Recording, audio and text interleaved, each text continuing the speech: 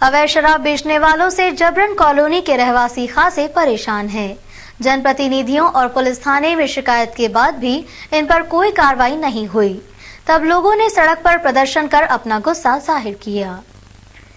देखिए इन मासूम बच्चों को, ये यहाँ पहुँचे हैं अवैध शराब का व्यवसाय करने वालों के खिलाफ। ये देखते हैं किस तरह से उनके क्षेत्र में अवैध शराब का व्यवसाय चरम पर है।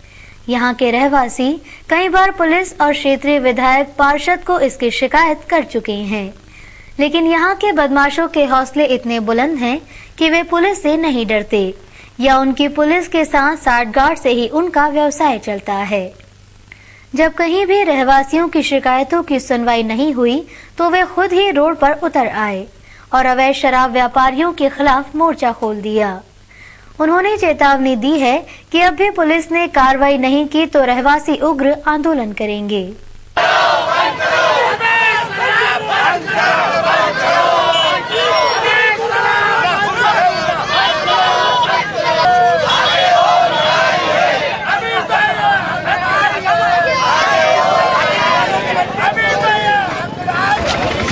अवैध शराब पीने से मौत हो गई है। पुलिस प्रशासन को कई बार शिकायत करने के बावजूद भी यहाँ के रहवासियों की शिकायत करने के बावजूद भी कोई कार्रवाई नहीं करते हैं, जबकि यहाँ के लोगों को शिकायत करते हैं, शराब पकड़ाई जाती है तो उनके ऊपर झूठे मुकदमे लादे जाते हैं। अभी परसों के दिन ही कुछ लोगों ने शराब पकड़ाई यहाँ के रहवासियों ने और उनके ऊपर झूठे मुकदमे लगा दिए रावजी बाजार थाना। हम चाहते हैं कि यहाँ का जीवन स्तर सुधरे, यहाँ का रहन सहन सुधरे और यहाँ के जो नवयुवक आने वाली जो पीढ़ी है उसका जीवन स्तर अच्छा बना रहे। कौन शराब बेचता है? शराब बेचने वाले कम से कम 5-6 जने हैं। वो नाम बताओ। एक तो भाई वो पूरी भाई है। सुरक्षा अलार्म बजने से घर में घुसे चोरों को उल्टे पैर भागना पड़ा। सोने घर में घुसते ही अलार्म बजा तो आस पड़ोस और परिवार के लोग पहुंचे, लेकिन तब तक चोर भाग चुके थे। ये घटना क्लर्क कॉलोनी की है, जहां सुरक्षा अलार्म की वजह से परिवार लाखों की चपत से बच गया। मामला परदेशीपुरा थाना क्षेत्र के क्लर्क कॉलोनी का है। यहाँ नमकीन व्यवसायी प्रमोद जैन अपने परिवार के साथ रहते हैं। प्रमोद रविवार रात अपनी बेटी को छोड़ने रेलवे स्टेशन गए थे। उनके साथ उनकी पत्नी और बेटा भी था। जैसे ही प्रमोद स्टेशन पहुंचे उनके मोबाइल पर अलर्ट फोन आया। दरअसल ये फोन उस सिक्योरिटी अलार्म का हिस्सा था जो उन्होंने अपने घर की सुरक्षा के लिए अपने घर पर लगवा रखा है। प्रमोद के मुताबिक सोने मकान में चोरों ने साइड का दरवाजा तोड़कर घुसने की कोशिश की, लेकिन सिक्योरिटी अलार्म बज उठा और साथ ही अलार्म से जुड़े उनके और उनके मोबाइल पर चोरी के संदेश का फोन आ गया। साइड का दरवाजा चोरों ने तोड़ने की कोशिश की, बाकी उस पर अलार्म सिस्टम लगा होने के कारण अलार्म बज गया और आसपास के लोग इकट्ठा हो गए, उस कारण ये घटना होने से बच गई। कुछ अपने पास भी मैसेज आता है? हाँ, मेरे पास फोन आता है और 3-4 और मेरे बिटिया का, मेरे भतीजे का नंबर डला हुआ है। अगर मैं फोन कॉल रिसीव नहीं करता हूँ तो उनके पास फोन चला जाता है। तो आपके पास भी आज आया होगा? हाँ, भतीजे के पास भी गया, मेरे पास भी फोन आया। फिर आपने क्या किया था? कुछ नहीं, मेरे कुछ करने के पहले ही पड़ोसियों के फोन आना चालू हो गए थे, सब इकट्ठे हो गए थे। जी जी। और चोर भाग चुके थे। प्रमोद मामले की जानकारी अपने पड़ोसियों को दे पाते उससे पहले ही अलार्म सुन उनके पड़ोसी उनके घर पहुंच गए थे, लेकिन तब तक चोर भाग गए। प्रमोद की माने तो 4 साल पहले भी उनके घर में चोरी का प्रयास हुआ था। तब उन्होंने सिक्योरिटी अलार्म लगवाया था, जिसके कारण उनका घर चोरों से बच गया। प्रमोद के घर में लाखों रुपए के जेवर और नकदी रखी हुई थी।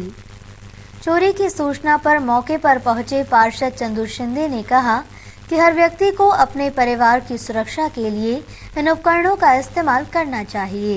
इंदौर शहर के जितने भी रहवासी संघ है, उनसे जब भी उनके साथ मेरी मुलाकात होती है तो मैं उनको बोलते रहता हूँ कि भैया अपने परिवार की सिक्योरिटी बहुत जरूरी है। लोगों को लगवाना चाहिए इस तरह के सिस्टम। 100% लगवाना चाहिए और इससे आज मुझको भी प्रेरणा मिली। शीघ्र ही मैं भी इसको अपने घर पर लगवाऊंगा। आप बता दें। देर रात मामले की जांच करने परदेशीपुरा पुलिस भी मौके पर पहुंची और जांच के बाद अज्ञात बदमाशों के खिलाफ रिपोर्ट दर्ज की। रायपुर के एक थाना प्रभारी की प्रताड़ना से तंग आकर एक मुलजिम ने कोर्ट में ही जहर पी लिया। जिला अदालत के कोर्ट रूम में हुई इस घटना से हड़कंप मच गया। मुलजिम ने कोर्ट में उन 5 लोगों के नाम भी बताए जिनसे उनकी जान का खतरा है। दरअसल अमरदास मूलतः संतोषी नगर रायपुर का रहने वाला है और 13 वर्ष पहले लूट के एक मामले में आरोपी था। बताया जा रहा है कि अमरदास ने रायपुर की जिला अदालत में पूर्व में भी जहर खाने की घटना को अंजाम दिया था। इंदौर के 11 नंबर कोर्ट के बाहर अमरदास न्यायाधीश के समक्ष अपनी फरियाद लेकर पहुंचा था। उसके पास मिले दस्तावेजों से पता चलता है कि वो पिछले कुछ दिनों से इंदौर में रह रहा था, जिसकी शिकायत उसने थाने में दर्ज कराना चाहिए, लेकिन दस्तावेजों की माने तो पुलिस ने उसकी शिकायत पर गौर नहीं किया। वहीं रायपुर थाने के एक प्रभारी पर भी अमरदास प्रताड़ना का आरोप लगा रहा है। सोमवार को दोपहर 2 से 3 बजे के दरमियान वो कोर्ट में दाखिल हुआ और जहर से भरी पूरी बोतल पी गया। कुछ देर तक वहां कोर्ट रूम में तड़पता रहा। फिर पुलिस उसे उठाकर वहां से ले गई और 108 की मदद से अमरदास को एमवाय अस्पताल में दाखिल करवाया गया, जहां उसकी हालत नाजुक बनी हुई है। अमरदास ने अपने शिकायती पत्र में 5 लोगों से खुद की जान को खतरा बताया है। फिलहाल सारी कड़ियां अमरदास के बयान पर आकर टिक गई हैं। एमजी रोड पुलिस ने मामला दर्ज कर लिया और आरोपी के होश में आने का इंतजार कर रही है।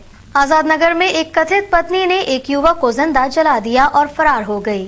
हमाली का काम करने वाला उस्मान पटेल पिछले 4 माह से एक मकान में हल्लों के साथ रह रहा था। पुलिस हल्लो बाई की तलाश कर रही है। जी हां, ये दिल दहला देने वाली घटना संयुक्तागंज थाना क्षेत्र के आजाद नगर की है, जहां काली पुलिया के पास रहने वाले उस्मान पटेल की लाश उसी के घर में जली हुई हालत में मिली। पड़ोसियों ने देखा तो पुलिस को सूचना दी। पुलिस ने मौके पर पहुंचकर जांच शुरू की तो पता चला कि उस्मान वहां पिछले 4 महीनों से किराए से रह रहा था और उसके साथ पत्नी के रूप में रहने वाली हल्लो घर से लापता थी। लाश के पास घासलेट की एक खाली कैन मिली। आसपास के लोगों ने बताया कि 2 दिन से दोनों को घर के बाहर नहीं देखा। बताया जा रहा है कि उस्मान हमाली का काम करता था। बताओ मुन्ना भाई, कब देखा था? आप बताओ। 7 बजे करीब। क्या देखा?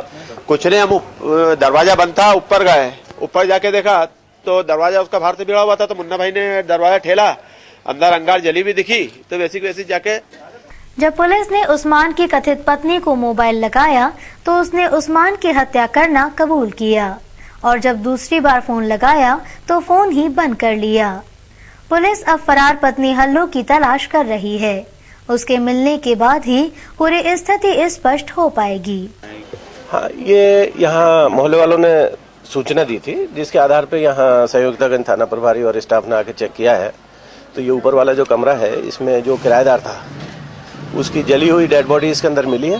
पूछताछ पे पता चला है कि ये दोनों पति पत्नी करीब 4 महीने से यहाँ किराए से रह रहे थे और अभी मोहल्ले वालों ने देख के यहाँ पे कि जल गया है, इसकी सूचना थाने पे दी थी और इसकी पत्नी यहाँ से अभी तलाश करने पर नहीं मिली है और तलाश करने पे फिर पूछताछ करके स्थिति क्लियर हो पाएगी। प्रथम दृष्टया क्या सर नजर आ रहा है?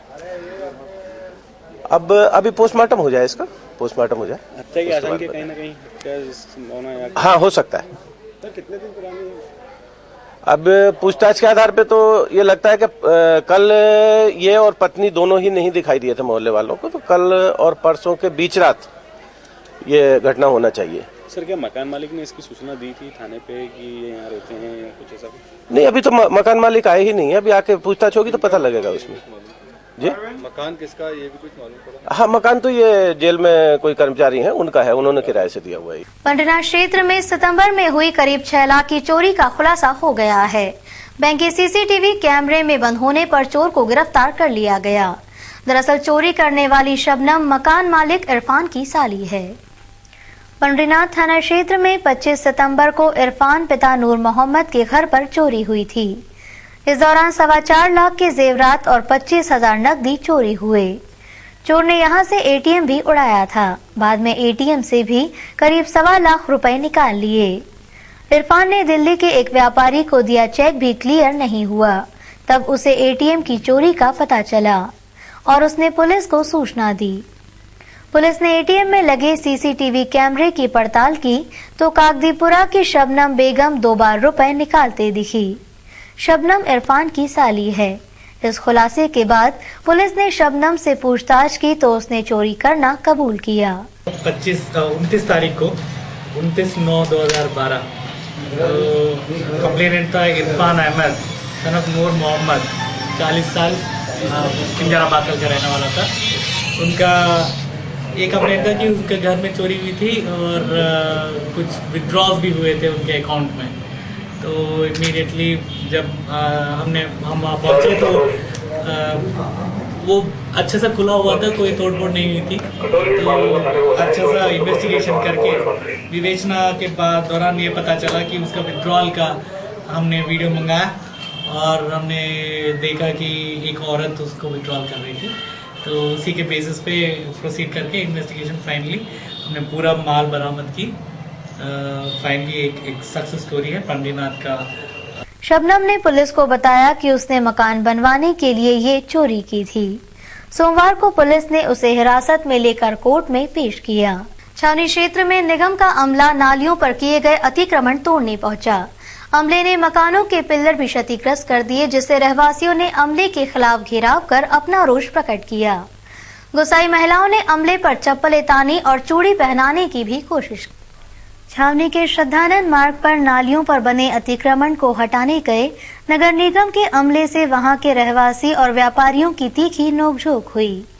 निगम के अमले द्वारा नालियों पर बने अतिक्रमण हटाने के दौरान कुछ मकानों के पिल्लर क्षतिग्रस्त हो गए, जिससे नाराज रहवासियों ने निगम के अधिकारियों का घेराव कर दिया।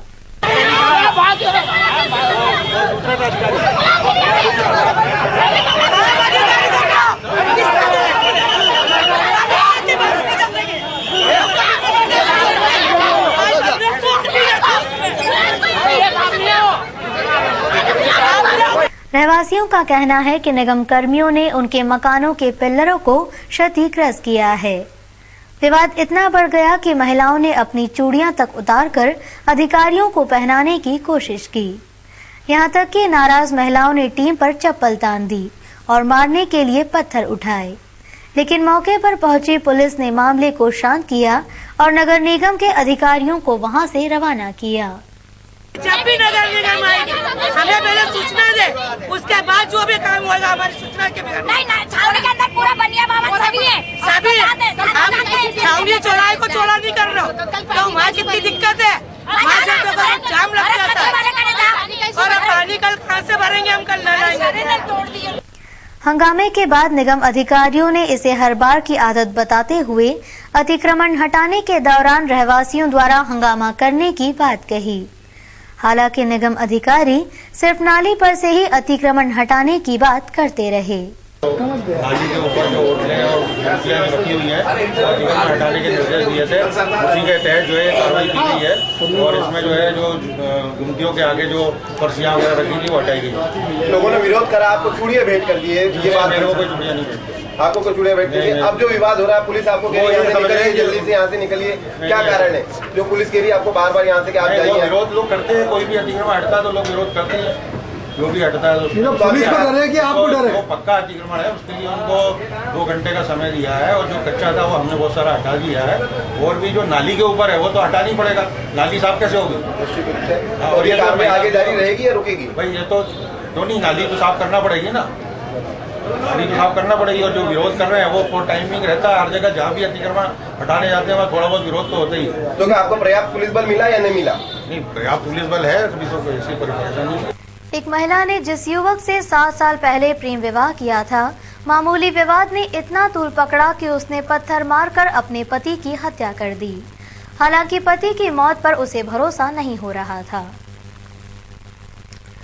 बाणगंगा थाने में नजर आ रही इस महिला का नाम मीनाक्षी है। मीनाक्षी ने रविवार रात अपने उस पति की पत्थर से कुचलकर हत्या कर दी, जिससे 7 साल पहले उसने प्रेम विवाह किया था। मीनाक्षी के प्रेम विवाह से उसका परिवार इतना आहत था कि उन्होंने बेटी से रिश्ता ही तोड़ लिया। रात को मीनाक्षी पति दिनेश और अपनी 3 बेटियों के साथ कालानी नगर जेठ के घर गई थी। दिनेश ने वहां जमकर शराब पी और नशे की हालत में दोनों पति पत्नी में विवाद हुआ। ये विवाद इतना बड़ा कि दिनेश ने वहीं मीनाक्षी के साथ मारपीट शुरू कर दी। एरोड्रम पुलिस ने दंपति को वहां से भगाया। नशे में धुत दिनेश अपनी पत्नी को तो पीट ही रहा था, उसने अपनी बेटियों को भी मारने की कोशिश की। दोनों पति पत्नी विवाद करते करते मीनाक्षी के घर पहुंच गए। यहाँ मीनाक्षी ने दिनेश के सर पर पत्थर दे मारा, जिससे उसकी मौत हो गई।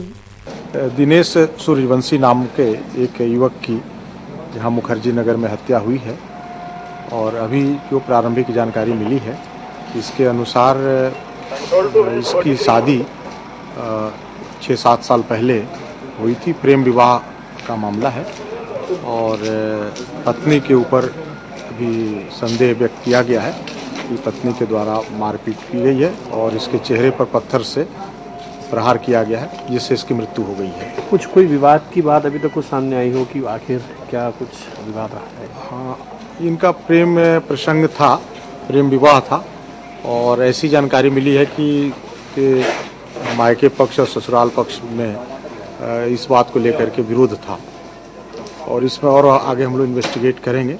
दिनेश के कुछ आपराधिक रिकॉर्ड भी सामने आए हैं, अभी जानकारी लेनी पड़ेगी, पता कर। घटना की जानकारी दिनेश के परिवार वालों को लगी, जो मुखर्जी नगर में ही रहते हैं, तो वे मौके पर पहुंच गए।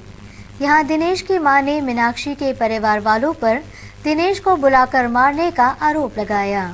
क्या झगड़ा क्या हो गया था? अब ये पता नहीं ना हमको, कब से झगड़ा चल रहा है? अब यही पता नहीं हमारा, तो वहाँ सामने हम भवानी नगर रह रहे थे। अब हमें क्या मालूम इनके घर में क्या रात चल रही है। तो ये यहीं रहता था? यहाँ नहीं रहता था, ससुराल आया था, बुला के मारा। 1-1.5 साल बाद करता क्या ये लोहे का काम करता। मीनाक्षी अपने पति को मारने के बाद अपनी तीनों बेटियों को मां के घर की दहलीज पर छोड़कर खुद बाणगंगा थाने पहुंच गई। मीनाक्षी ने कहा कि मारपीट से दुखी होकर उसने दिनेश को पत्थर मार दिया था। हालांकि वो ये नहीं मान रही कि दिनेश की मौत हो गई है। बाणगंगा पुलिस ने मामले में मीनाक्षी के खिलाफ हत्या का मुकदमा दर्ज किया है। पुलिस रिकॉर्ड के मुताबिक दिनेश के खिलाफ 18 प्रकरण दर्ज हैं। वो बाणगंगा और एरोड्रम थाने का लिस्टेड बदमाश था।